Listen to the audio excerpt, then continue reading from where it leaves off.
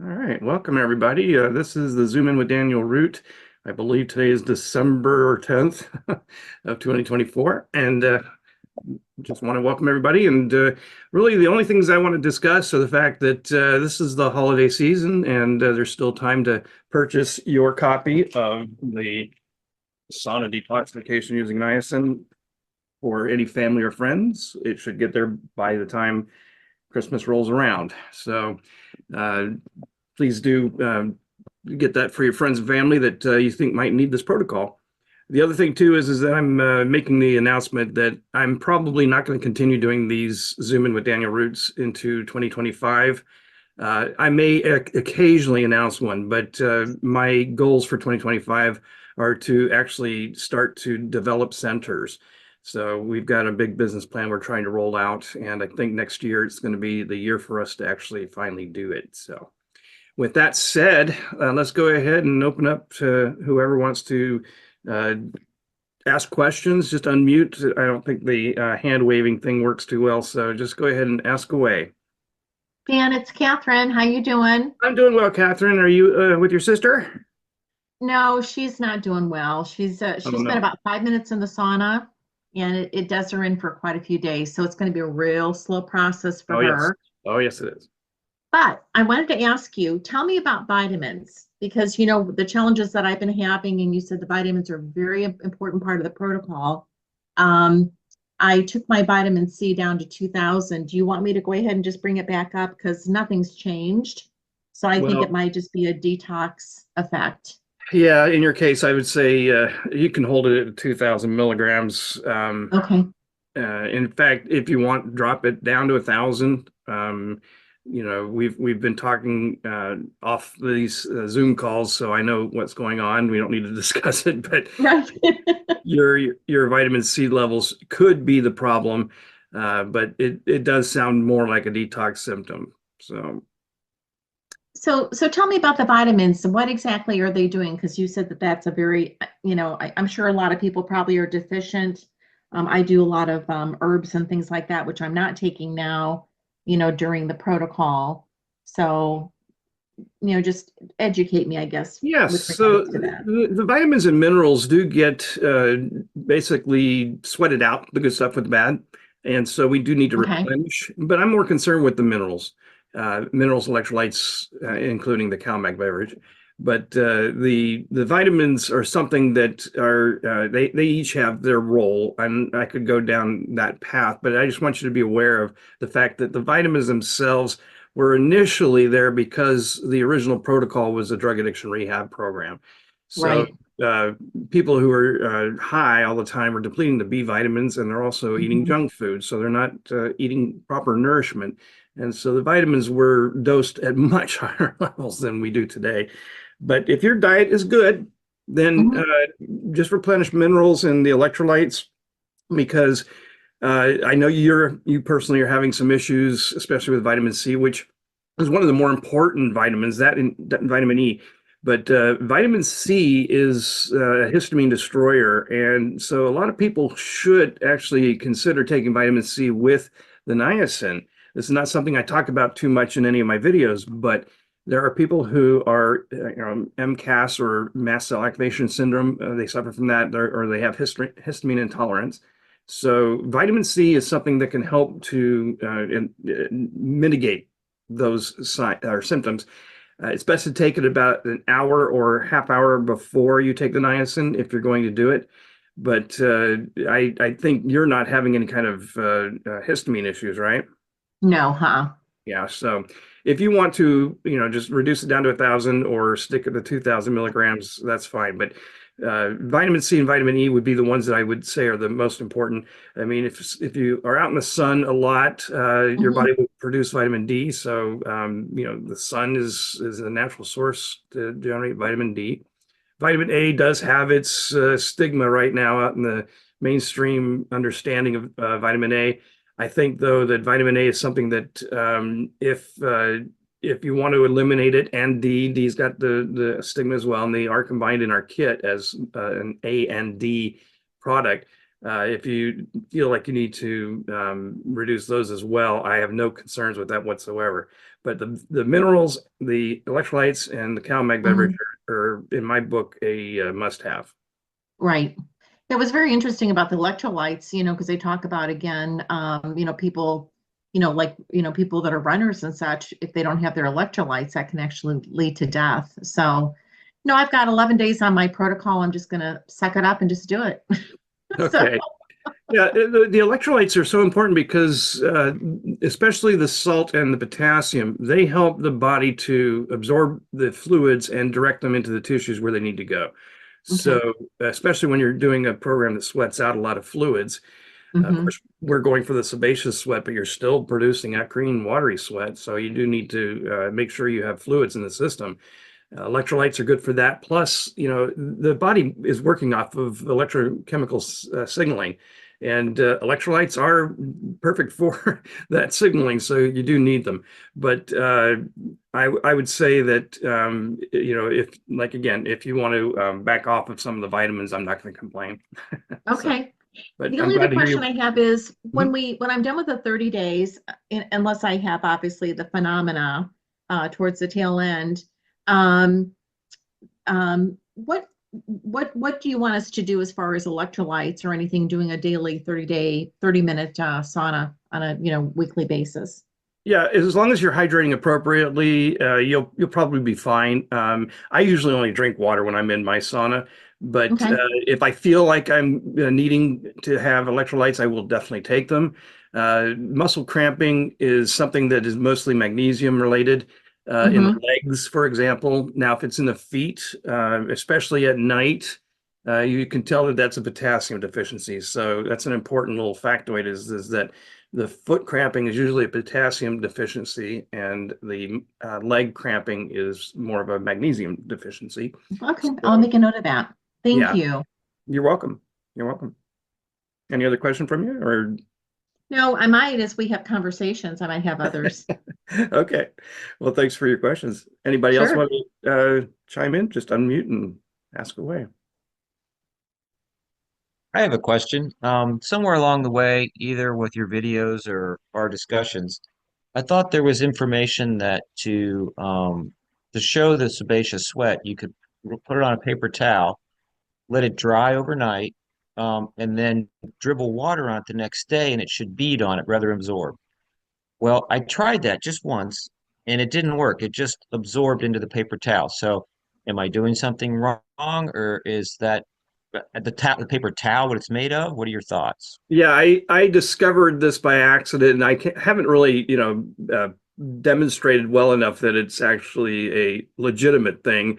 But I have noticed, though, that if I sweat into a paper towel, for example, the accident occurred because I was watching a video or listening to something. I think it was watching because I was leaning forward and I have a tray on the door of my sauna. So I put my iPhone there and I'm watching the video and I'm dripping onto this paper towel that had fallen on the floor earlier.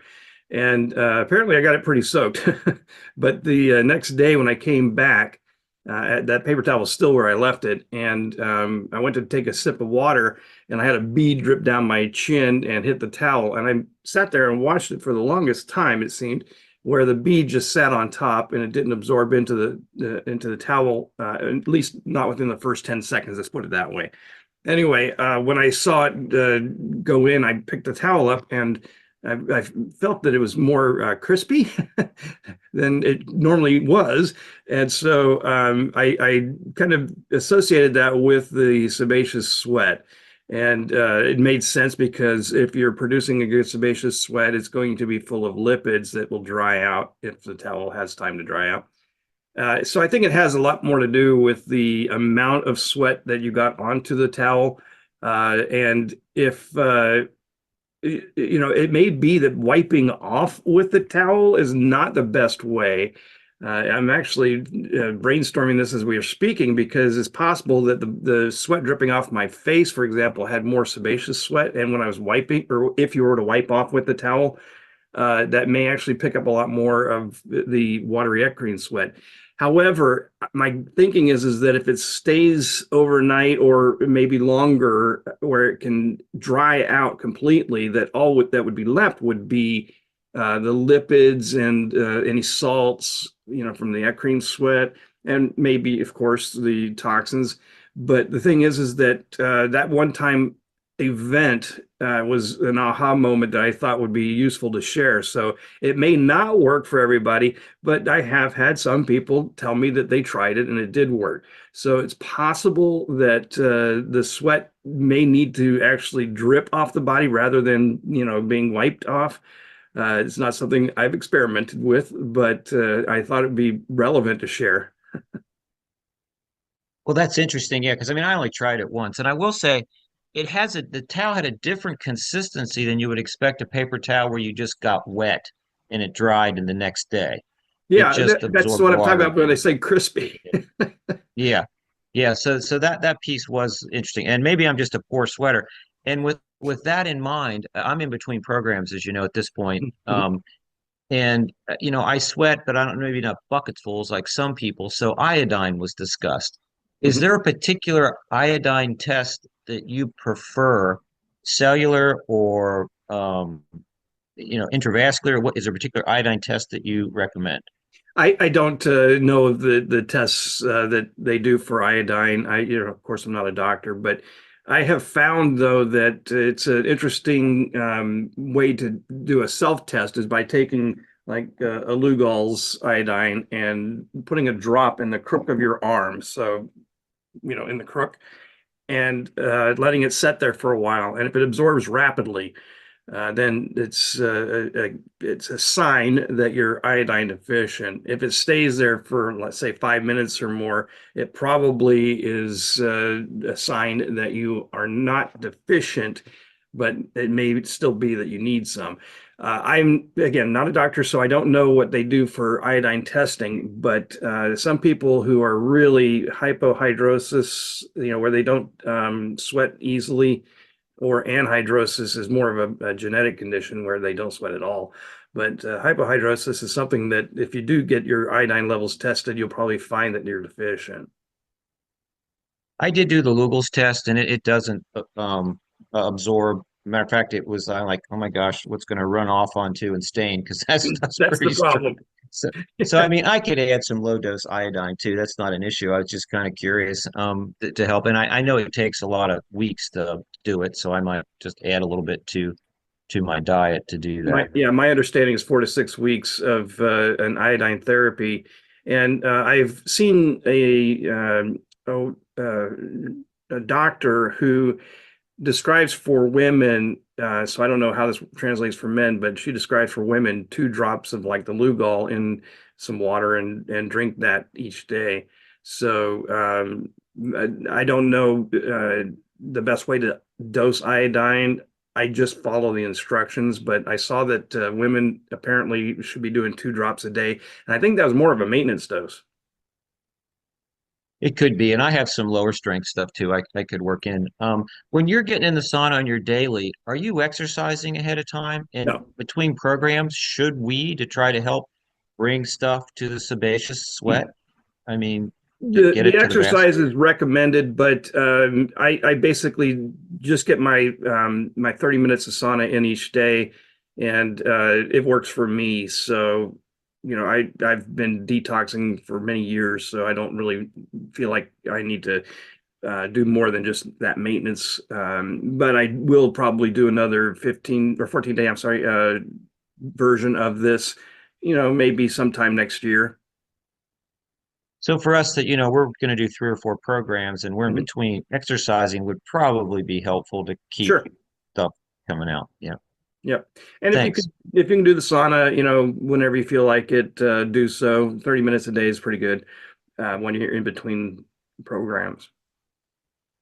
Yeah, I've been doing 60, but I do find, I mean, part of at the beginning, I wasn't sweating much. When I added the exercise piece, doing, the program, just not getting used to being in the sauna, it helps the sweat. At least for me, Absolutely. it does. Yeah, Exercising first. that's So, one of the two yeah. reasons why we exercise. The other one, of course, is to get the heart rate back up. but it does initiate the sweating process. So that's good. Thanks, Dan. You're welcome. You're welcome. Anybody else want to chime in? Hi, Dan. So this is Eddie. Hi, Eddie. The reason why we ended up picking up an infrared sauna is that we found out that we had mold in our basement. Okay. Peeled back the carpet and all the little slats were all lovely black. Um, and so I feel like my child has been having a bigger response to it than I have. Um, right now we're both only getting in 2 times a week for that 30-minute time period. But with the winter break coming up, I'm hoping that I could get him, because just the world of school and homework and all that kind of stuff. But I'm hoping with the holiday break that we could commit at least those 2 weeks Okay. to kind of start, this protocol. But I'm not exactly convinced that we'll be able to maintain it once the school days begin again. Um, so I guess any modifications, I guess, for a growing teenager. So at least we know he's a teenager because 4 years old and up are, able to do the protocol. Just so that I can tell others why. 4 years Yeah. old is about the age where a child is able to regulate their temperature through sweat. So any child under the age of 4 is not able to stay in a sauna for very long because they don't sweat like an adult, if you will. But yes, your child is able to do a 14-day version. If you guys can actually do it every day, that would be the most beneficial. Now, if you Yeah, that's feel, the goal because we'll have that time off. right now, if you feel that there may be days where it's not going to happen, I suggest you look at the niacin flush sauna detox, which is the simpler, more flexible version. Have you heard of that one? I have. Okay, that's an option. However, I mean, it could certainly carry you through till the summer break, right? Yes. Okay, so it's an option there. The other thing, though, that I would say is if you can do a 14-day version, stay on the up titration of niacin throughout the 14 days, if possible, and then taper down on day 15 for 3 days.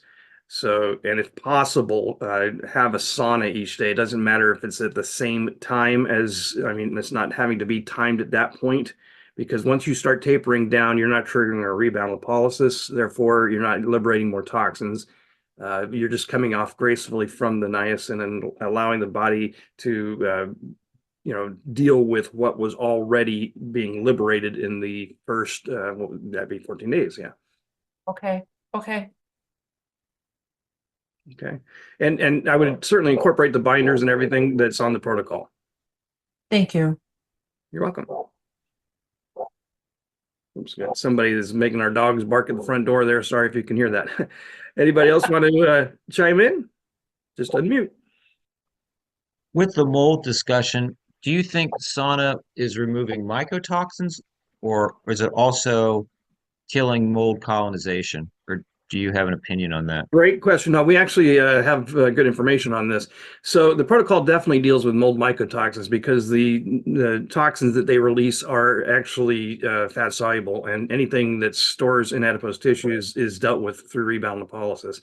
Now, with the actual mold thriving in the body, the spores themselves, the protocol may not be able to get to certain areas, but when the mold starts to thrive in the body, like most other opportunistic pathogens, they tend to start in the nasal cavity because this is the coolest part of the body. But if you get into a sauna above 133 degrees Fahrenheit and start breathing through your nose, you can actually disrupt or destroy the thriving colonies. So that's a way to deal with opportunistic pathogens that are starting off in the nasal cavity, or maybe just thriving there and not anywhere else. But the mycotoxins themselves are definitely something that we detox. That idea of breathing in the hotter air, and I think you mentioned this, you could, lean closer and Mhm. and sniff. Now, I have right now, I'm changing saunas, but the near infrared panels are certainly much hotter than the infrared. So which panel should I be sniffing? Okay, Um, let's clarify something. Near infrared usually is not in panels. It's usually in some kind of light form. Uh, so the near infrared are the ones that are really not appropriate for our protocol because they don't do the sebaceous sweat. They don't generate that kind of heat. And when you said infrared, after that, infrared is a broad term. So just know the far infrared is what we need for the protocol. Full spectrum works because it includes the far infrared. But as far as the near and mid wavelengths, they really have no benefit to our detox program. But if you have a regular far infrared sauna, any of the panels are going to probably be able to provide that. The heat rises, so the other option is to just stand up and breathe the air that's higher than where you're sitting. That's another option. I have a specific type of sauna that I'm using that works really well for this because it uses a ceramic tile to create the heat. It's a sauna we bought. And it was in fact, the second far infrared sauna we ever tried. And I've kept it running all these years since 2014. So it's 10 years old. And I keep it running, but I've never seen another one like it where they use curved tiles like they would in industrial, paint drying applications. So mine's a little bit more appropriate for what I do. But if you have a full spectrum sauna, like the clear light behind me over here, those silver panels that you can see on the glass, those put out actual heat. I mean, good hot heat. And so you can lean forward and breathe in that kind of heat. So that's an option if you have a full spectrum sauna, for the audience listening. But just, try to get the temperature higher than 133 degrees and just be breathing it through the nose. And of course, this isn't going to work for a portable sauna where your head's outside unless you get under the hole there. But anyway, so the opportunistic pathogens should start to break down, and I actually do this myself when I'm in my sauna to keep myself from getting any kind of colds or anything like that. So it's something I recommend. I've actually heard a doctor, I can't remember his name, but I want to say it's like Brian Katz or something like that, who has talked about using a hot hair dryer, to actually, blow that into your nostrils. But that kind of scares me to think about doing that. Anyway, that was another option too. So take it. we're on the same page, but I just wouldn't describe very well. I have a clear light sanctuary one. So those black, I call them panels in the front, the full spectrum are much hotter than the infrared panels. Yeah, so So the black panels that you can see in the background, those are the far infrared panels, and the ones on the glass themselves are the full spectrum. So that's the one putting off the near and mid as well as far infrared.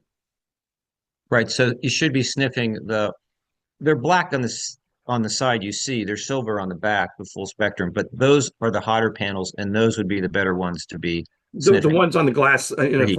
full spectrum Yeah, sauna. yeah, yeah. And with that idea of infrared and it doesn't go through a skull, I'm thinking rib cage, is it good to rotate occasionally in a sauna to try to get penetration in different areas better? Well, you actually are getting penetration all over with the sanctuary one, so you don't need to. A near infrared sauna typically requires people to rotate like a chicken on a rotisserie. So, but with a regular sauna, no, you don't need to rotate. So it's just the wavelengths bouncing around, it's okay. I mean, it's not going to go through. I'm thinking like if it's directly at your ribs, and if you don't move, there's going to be an area it's harder to get to. You know what I mean? Unless you're kind of moving around a bit. It's only the full spectrum I mean, the far infrared that we're worried about, and you're getting that from all sides with those black panels.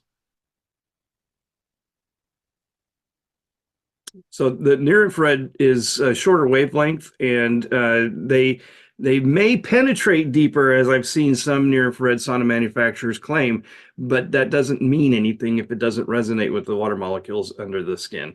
So with the far infrared, you're getting the vibrational heat built up by the molecules of water resonating with the far infrared wavelengths.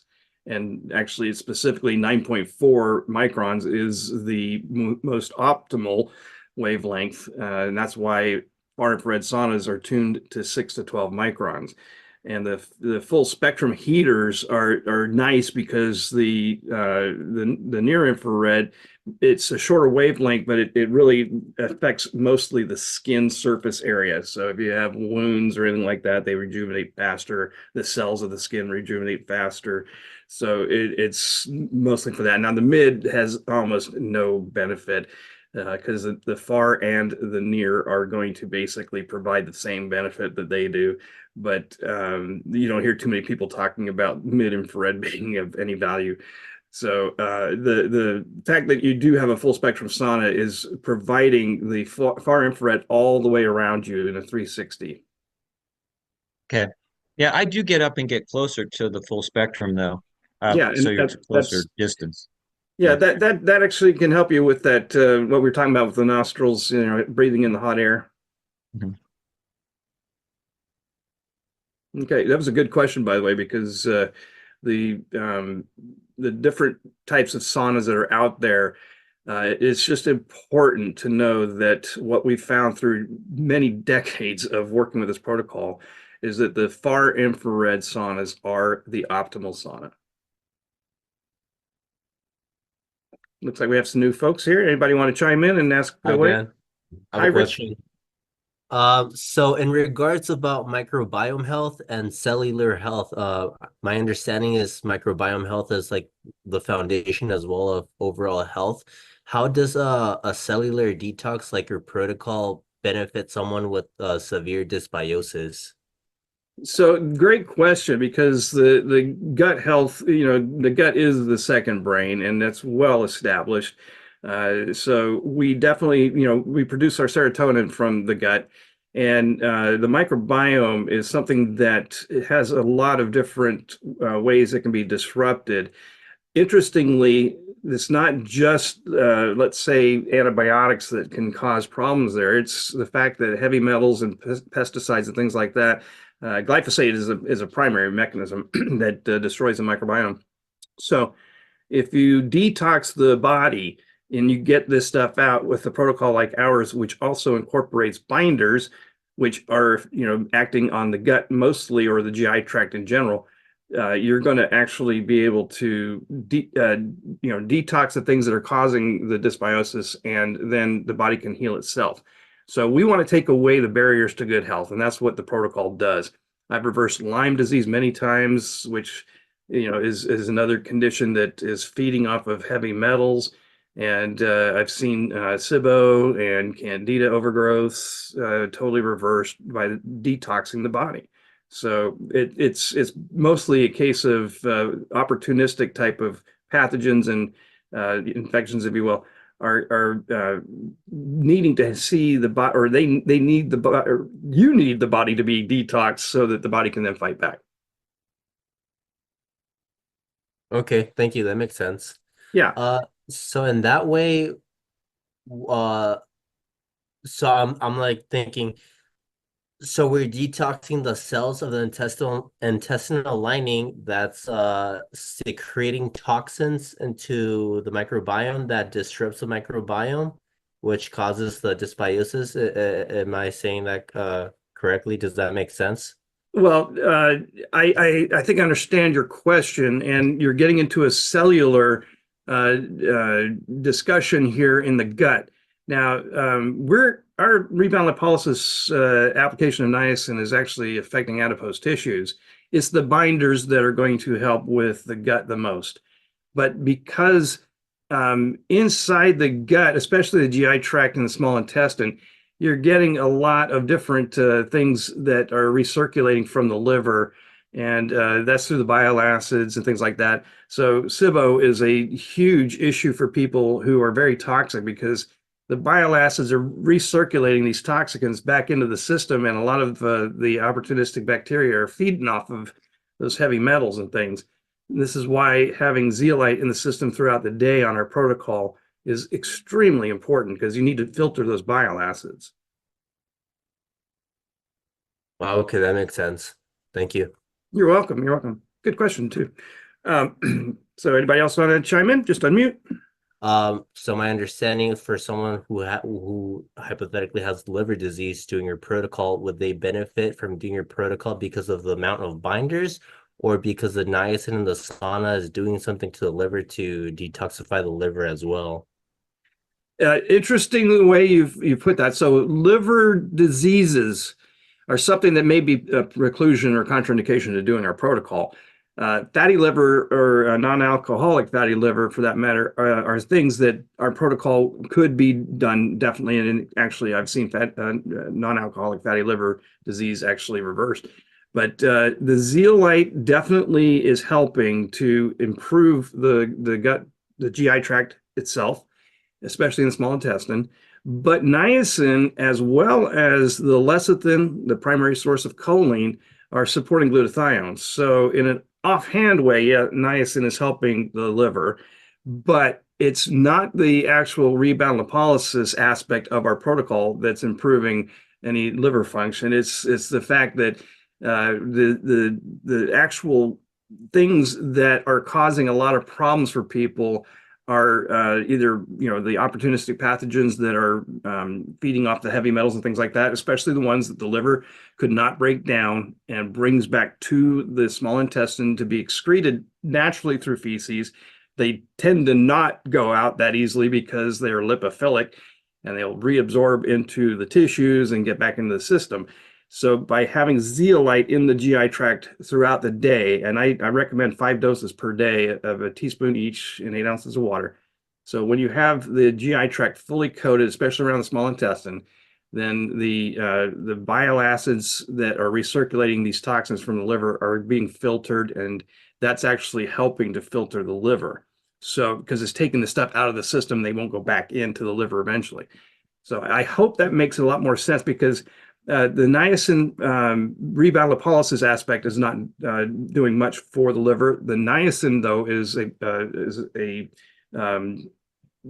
I can't say it's a precursor, but glutathione and niacin helps glutathione. Let's put it that way. The other thing is that with the flush, it's very possible that there's actually a lot more blood flowing. You know how when you drink a lot of fluids, it helps to flush the kidneys. I believe the same is true when you're flushing and you're getting a lot more blood going into areas that have not normally seen it. The liver might actually have to deal a lot more with that. However, I'm no doctor and I'm just speculating at this point, but I do believe that the niacin flush has some aspect. It may be a reverse aspect. It could be that it's bringing a lot more toxins back where the kidneys and the liver are having to deal with them to filter them. But that's more of a case for the kidneys to be doing the filtering there. Anyway, just know though that it's something that because there's so many combined elements in our protocol that support the various different detox organs, that we see such great results. Thank you. Yeah, you're welcome. So anybody else want to chime in? You mentioned zeolite 8 ounces. If you're using less than 8 ounces of water, is it a problem? Like if it's before bedtime and you don't want that much fluid on board? Well, the reason we like to talk about 8 ounces of water with zeolite is because it's always been shown that drinking a lot of fluids with zeolite helps. So if you're going at bed, or if you're taking it at bedtime, it may not have to be a full 8 ounces, but it's recommended to stay extremely hydrated when you're drinking zeolite. And the one thing that I will mention though is that zeolite is not known for really causing constipation. I have had some people report that they think it is, but zeolite is not a clay; it's volcanic ash. But it does help to drink a lot of fluids when you're drinking the zeolite. So if it's at bedtime, yeah, you can probably get away with maybe only 4 ounces. Okay. You meant in the sourcing of niacin in the kit comes capsules. I think in an older video, you discussed using powder instead. That might be a better option for some people. Are Yeah, yeah. capsules better now? You know. So you probably haven't heard me talk about this in other Zoom-in calls, but before I was able to resell the supply kit, the 30-day detox supply kit, I only had a powdered form of niacin to work with, and I thought it made more sense to use it because of how easy it would be to get the right dosing if you have a gram scale. Well, my first experience doing that, I wound up giving myself 500 milligrams where I thought it was a 50 milligram dose. And so at that point, I realized that probably not a good idea to just go out there and say the powdered form is the best.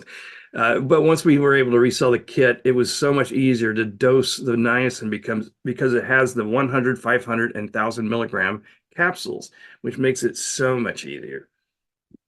I had no problem with the capsules. I just had bulk left over. And I think somewhere in there you said it's tricky to mix them. Like if you're trying to work with capsules and powder, like if you're out of hundreds, is it because the capsules take longer to break down in the gut, so it's not, Very good. absorbed at the same time? Is that what it That's is? exactly what it is, because the capsules take about 15 minutes for the stomach acids to break them down. So that was exactly right. And also, I found that the powdered form, especially if you were to dump, a capsule of the niacin into some water, it's a very oily based material. It does not dissolve easily into the water. So uh, I prefer using capsules now. So the older videos in the video tutorial course, I tried to make the disclaimer that those were recorded in 2019, and a lot of things have been improved. So they're more good for the visually oriented type of learners. But anyway, Yeah, thank you. you're welcome. Okay, anybody else want to chime in?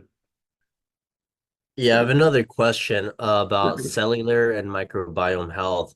I follow a lot of doctors on social medias like Instagram, and I mean the hot topics are microbiome and cellular health. To your knowledge, do you find them to be both equally as important, or do you find one to be slightly more important than the other?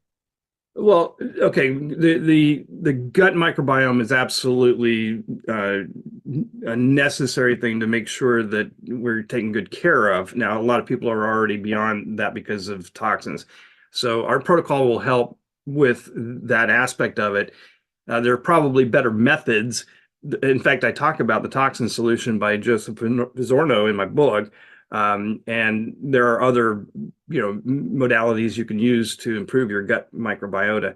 But the thing is that I find mitochondrial dysfunction to be the most important thing to focus on. Mitochondrial dysfunction is the number one cause, if you ask me, for most conditions. So if you saw my part 2 video of a deeper dive into detoxination, which is on our YouTube channel, as well as in the YouTube video library on my website, that part 2 goes into great detail about mitochondrial dysfunction. So that is my main focus. Cellular health is actually something that, because of rebound lipolysis, we're actually already focused on there. I've heard a lot of different arguments like you have about, is it the microbiome or is it cellular health? Well, cellular health is kind of a broad uh, topic, because rebound lipolysis is actually cleaning out the cells, so removing those toxins, and that is my area of focus. So I know so many different ways that we could add what I call synergistic protocols to our program. But for the most part, my focus is making sure people can access this protocol and do it correctly and get the best results from it, because there are other modalities they certainly could do. But if you don't remove the environmental toxins from the body, you're just fighting an uphill battle. Thank you. Yeah, I've been really deep into a rabbit hole of health for the last year and a half, and I started off with a lot of gut books, but now I came to the realization that it's toxins that are causing all that disruption to the microbiome. So without removing the toxins, the microbiome stays in a dysbiotic state, which just causes all wreck and havoc into overall health. So I'm just trying to like put things together over time. There's so much out there, so much information, and yeah, it can be overwhelming learning about all this. So it's good to ask these type of questions. Thank you, Dan. Yeah, yeah, my pleasure. I enjoy these kind of questions because, again, our protocol is detoxing a lot more than just the adipose tissues. And I do talk a lot more about how the protocol works in that part 2, a deeper dive into detoxination video, and I highly encourage people to watch it. I will put the link to the video in the description of this one. Thank you. I'm gonna have to check out that video later on tonight. Yes, please do. So anybody else want to chime in? All right, good. There was a recent article came through, I think it was Medscape, and it wasn't real specific on the type of niacin. It had to do with people that were taking it for cholesterol in big doses, and they were having eye issues, loss of eye function. Did you see that, and what did you think about it? Oh yeah, in fact, I know exactly what's going on there. And long story short, it has to be chronic use of niacin for more than 6 months. So we're doing a 30-day protocol, and we're using the pure form of niacin too. Some of these things that indicate problems are from either too high, too long dosing, or they're using a extended, sustained release, timed release, whatever you want to call it. Slow release is actually the worst of the form of niacin. And by the way, the reason that those are more toxic to the body, hepatotoxic, in fact, is because in order to do a timed release of anything, they typically use phthalates. They coat the product in phthalates, which for most of you, you probably know that phthalates and BPAs are in plastics, and those are the two most toxic things in plastics. So phthalates are going to be what keeps or makes plastic more squeezy. And so they use that to slow down the metabolism of niacin, which is ridiculous in my book. But again, it is the high doses for longer periods of time, and we're talking over 6 months of high dosing. And high dosing typically is around 6,000 milligrams. Yeah, if I believe they were referencing 6 grams. Yes. Yeah, but they didn't say what type of niacin either. But again, it was a pretty stiff dose, so it's just interesting. The thing is it probably was the pure form of niacin because of the fact that that's really the one that's the best for cholesterol management. Hmm. And by the way, good point there too about 6,000. Doctors that know about niacin and cholesterol management, they typically dose you at 6,000 milligrams, and they hold you there for a long period of time. So you don't take 6,000 out of the gate, obviously, you work up to it, but then you hold that 6,000 milligram dose for a long time. And it is a good way to monitor or manage cholesterol. But the thing that irritates me is that is cholesterol really a problem? Maybe for some, but a lot of the reasons why we're seeing so many people with low testosterone is because they don't have enough cholesterol. So it's one of those areas where the medical system would rather you're on statins. So you don't see too many doctors prescribing niacin anymore for the cholesterol. And I'm sure they're trying to use these kinds of scare tactics about, oh, blindness. Do you know that less than 1% of the population would get that blindness? It's so rare, but they have to write a report about it, don't they? Make sure you're aware of it. The fear mongering that goes on out there is just amazing.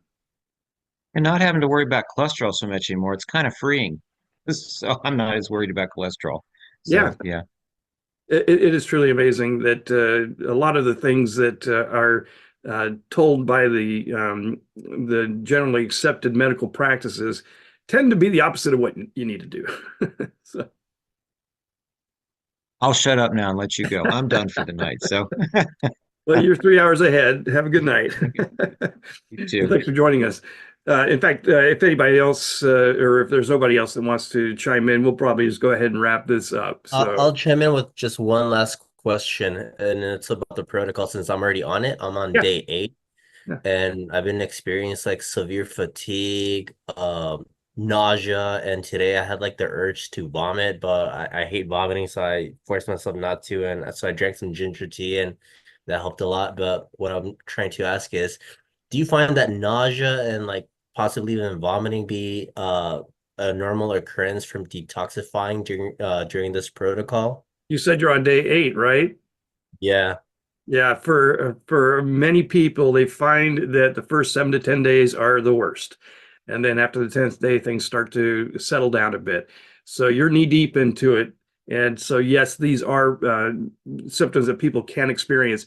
Now, the question would be: are you hydrating appropriately, taking the proper amount of electrolytes, and I'm talking, the salt, the potassium, and in the case of the kit, plasma electrolytes, which are also known as cell salts. Those are all the electrolytes you're supposed to be taking. And then the zeolite is, I'll tell you, that zeolite, and including activated charcoal for that matter, have made a huge difference in mitigating those kinds of detox symptoms. I remember every day doing a 33-day method, the Hubbard method, back in 1986. We had no binders. And each day we felt probably worse than you did. So I would say hang in there because you're coming up to the end of the 7 to 10 or the 10th day, and I think you're probably going to start to see things settling down. Okay, that's And good to know. I just think I have a really toxic body, so I mean, I'm not surprised I'm having these manifestations, although I do think it could be worse, but I'm also following your recommendations and your protocol to the T. Good. So, yeah, I think I'm in good hands so far. Thank you. You're welcome. Did I hear somebody Dan, else? when he has those detox systems, I mean, I find when I'm starting to get, outside of being tired, but if I have things going on where, like he's talking about the nausea, I haven't felt like, well, I guess kind of vomiting. I do take the zeolite because that's going to go ahead and pull whatever's going on Yeah, out. it really So does make a that's what I huge would difference. do. Yep, makes a huge difference. It does. Thank you for that ad, Catherine. Yeah. Anybody else want to chime in? Hi, Dan. I got a question. Hi. Um, so when I was on the protocol, taking the niacin, I mean, on your spreadsheet you had whether it takes 15 minutes, 30 minutes, an hour to get the flush. What is better to get it rather soon, and what's the differences to certain people? Some get it faster, some get it slower. So yeah, the part that you're asking about is a niacin data collection for potentially a study in the near future, because nobody's ever been able to collect as much data as I have been able to on the niacin flush, because I have a captive audience for 30 days, and I can get a record each day of the flush. Now, the flush is one of the most unpredictable things out there, and the Hubbard method relied on it somehow. And I always found that kind of humorous once I learned more about rebound lipolysis. But the flush is something that has so many different variables that can affect it. So it's not like there's an optimal time or anything like that. It's more a case of, I'm interested to know, did you have any food in your stomach? How long did it take to trigger, if it triggered? And how many days passed, let's say a week, were you still getting a flush? So I'm looking at the data from a standpoint that's, more of an analytic type of standpoint. So you're entering the data helps me a lot, but it's not like you should have any kind of like it should happen within 15 minutes, or else you're not going to get it effective. Because the flush really has no bearing for our protocol. It used to for the Hubbard method, but for our program, it's all about rebound lipolysis. So the flush has zero impact on the rebound. Yeah, I mean, I think I got it pretty fast, 10, 15 minutes, even towards the end, but I kept sleeping through it, so it was hard to really say. Right. Yeah, if you're taking the niacin at maybe 4 in the morning, and then 4:30 in the morning, and then getting up at 7 to do the protocol, and you're sleeping through the flush, yeah, I'm not going to expect to get data from you on that. But someday, what I hope to be able to do is get enough information that I can run through an AI to have it analyze the data and see if it can come up with any kind of correlations between anything like age, weight, race, blood type. So that's why I'm asking for all that data, is because I'm just wanting to find out if we can do something that nobody else has ever done, and that is to find out if the flush could be more predictable. Yeah, well, maybe I can give you more data second time around. Okay. I was worried that I can sleep taking the niacin and then an hour later taking the thyroid medication, and I was worried about not being able to sleep, but I did very well the 30 days. So Yeah, it was good. yeah, that setup for rebound lipolysis, those first 3 hours, you're producing less energy. And maybe that's one of the things with Ricky that is a problem, is the fact that the niacin is inducing a diminished ATP production. So adenosine triphosphate energy is something that is produced, within the mitochondria, and niacin inhibits lipolysis, and that's what sets up the rebound of lipolysis. So you get a higher output of the free fatty acids, which are siphoning off the toxins or substances in the fat cells at 3 times normal levels. That is the key to this protocol. However, once we added binders and learned more about why certain things like lecithin and evening primrose oil were involved, we realized that there's so many things that are supporting the rest of the detox organs. And for those of you who don't know that are watching this video, we didn't invent this. We just advanced it because my father repurposed the Hubbard method for occupational medicine. And we were always using the Hubbard method for 36 years. But in 2014, we unpacked or reverse engineered this program and began to understand why it was so successful. So this is something that is an ongoing process, and there are certain things that I've added since we wrote the book, things like L-arginine, which is very useful for people who cannot exercise because it recreates a flush. It cannot replace the niacin because of the rebound, but it's something that can help people who do not have the ability to do physical exercise to be able to actually get the vasodilation to reoccur and get blood pumping out to the dermal regions. So anyway, there's always things that we're looking at, and I think Ricky brings up a good thing about different ways of actually working with the gut and cellular health.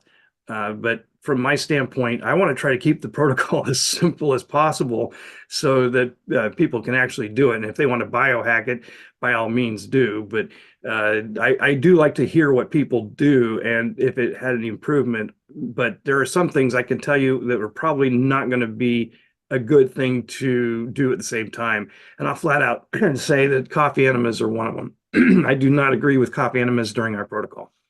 So, and that's mostly because both of our protocols are depleting the minerals in a major way.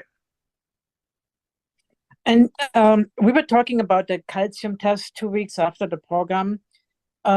So when we were saying the calcium test, what did you were looking to find out with the test? So I can actually ask my doctor what I want from her. Well, I think in your case, there's a specific need for the calcium testing, right?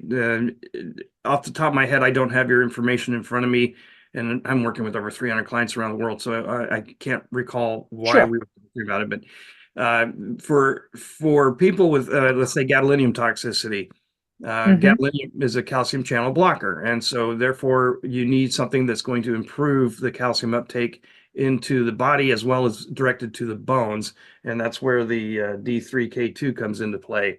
So this is an older bottle. The label is now black and white lettering, but the D3K2 with MCT oil as a carrier is what we recommend for gadolinium toxic people. That does allow the body to absorb calcium better and then direct it to the bones. So if people are having issues with maybe osteopenia or osteoporosis, the testing before and after the protocol might not be a bad idea. I do not know these tests though, so that's the important thing to keep in mind is that because I'm not a doctor, I don't know what testing to do. So I basically should ask her, how am I absorbing my calcium? Yeah, basically. Good. That's Yeah. what I would do.